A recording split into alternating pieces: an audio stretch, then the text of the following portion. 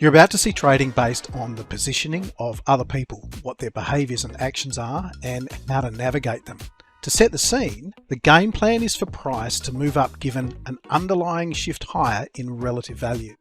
You'll notice the role a catalyst plays to kickstart the trade, yet throughout the trade, always lurking in the background is our innate human tendency to look for patterns, and you're going to see how it conflicts with the overall game plan and trading. Let's do it. So all we know so far is if you went short, it probably would be offside and it wasn't part of our approach. But having sat through all of that, in particular this period here, for me, I sat there going, oh man, this is like a short. Now I didn't take it because it doesn't fit with what I'm doing. Like it's just a silly feeling. All right, so here's the plan coming to fruition. But you know what? Even though we've waited for all that time, it's not automatically that we're going to participate in it. It could just go all the way up and I'm not there for it. And that's part of how you win at trading, is that you don't get sucked in and chase, because if you do, you'll lose. Right, so have a look. Twitter, Citigroup's just come out. This is not a crisis. So a glimmer of hope, something positive. That was enough for me to start the position. It's on side, but if it doesn't stay on side, I'll be out, because if I'm trading this, it's got to go. Because if it doesn't move, it normally won't work. So it's still on side. But the main thing is, see how we had a catalyst. It was Citigroup. So I saw the US up and I went, okay, what's happened? Twitter, Reuters, boom. So the seller's offside and we're just where the big chunk of buying is. So can we continue on through? But because we're so prepared for this, it shouldn't be any surprise that you got a little bit of exposure, even though it all happened quite quickly, because the development of why and everything else, that was all done ages ago. So what things do we need to consider right at this moment in time? That catalyst, is it enough to take us further? It was enough to put me on side and get a bit of a cushion. So how will I know? Well, I can look to other markets. What's the US doing? It hasn't come off. Right, so if we've got a big chunk of buyers right here for the ASX only, then it's going to be a grind through this, isn't it, where we are now? So you would expect that what we're seeing now is pretty normal.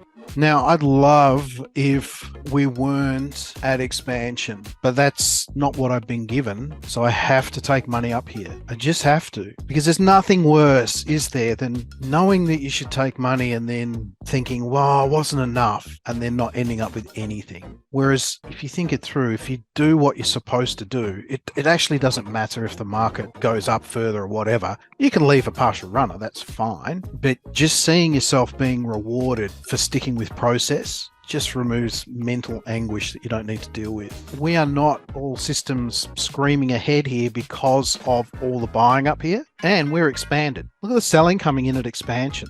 Now, let's say I end up getting flat completely because I've got some out here, which I did, and the rest I give back at a lot worse price.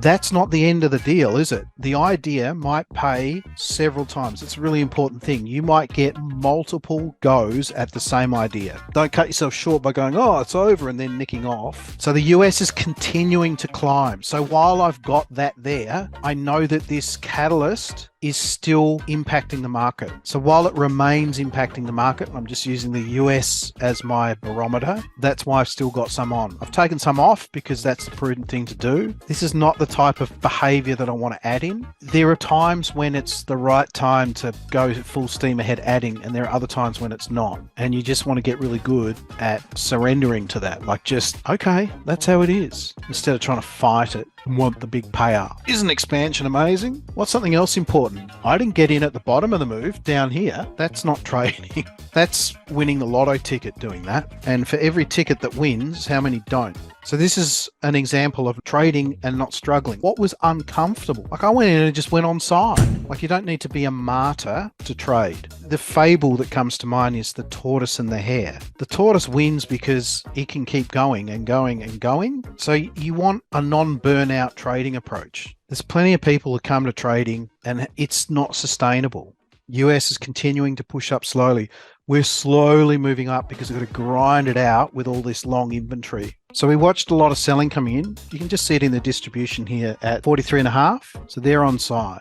Now, the next move has to then be those guys get taken out. I don't know if they will or not, but that's it, right? It rests with them. They're offside. So what are we doing? We're thinking about other traders. I'm not thinking about bars on charts. So I'm watching how much they can sustain being offside, right? So they're offside, but how long does it last? So this is as hot as it's got for them. But this time, once bitten, twice shy. First time they got a bit of heat. Oh, it's all good, isn't it? Even I went, oh, well. And think, what did you think? I didn't go short or take off the rest of my position. I'm like, oh, well, the rest of this is going to get scratched out. That's what I thought. It's not what I'm trading. So first time, it was okay. Second time, how's their sweaty palms going? Right, so here's where it now is make or break. Just think of discomfort, pain, those concepts if you are where those shorts are. Look what's happening with the spread.